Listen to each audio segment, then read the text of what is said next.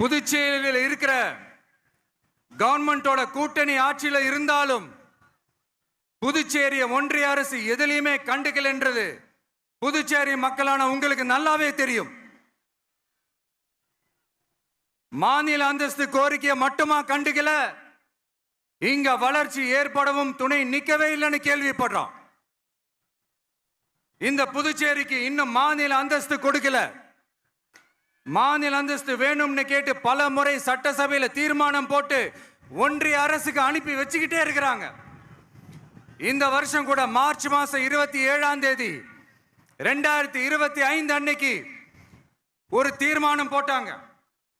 அது மாநில அந்தஸ்து வேணும்னு கேட்டு ஒன்றிய அரசுக்கு அனுப்புற 16வது தீர்மானம். புதுச்சேரி காரைக்கால் பகுதிகளில் மூடப்பட்ட 5 மில்கள், பல்வேறு தொழிற்சாலைகளை மீண்டும் திறக்கிறதுக்கு இதுவரைக்கும் ஒரு துரும்ப கூட கிள்ளி போடல. பல்லாயிரக்கணக்கான இளைஞர்களோட வேலை வாய்ப்புக்காக எதையுமே செய்யல.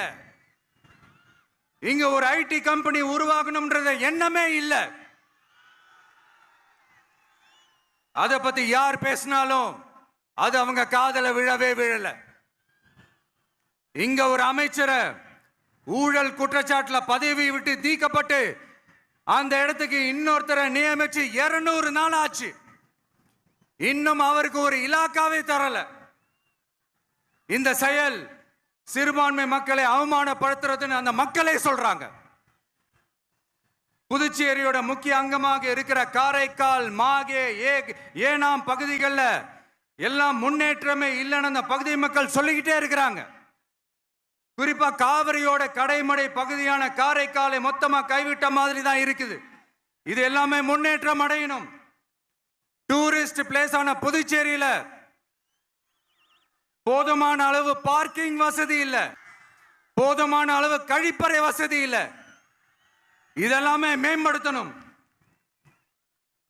புதுச்சேரி கடலூர் மார்க்கமான ரயில் திட்டம் வேணும்ங்கிறது நீண்ட கால கோரிக்கை.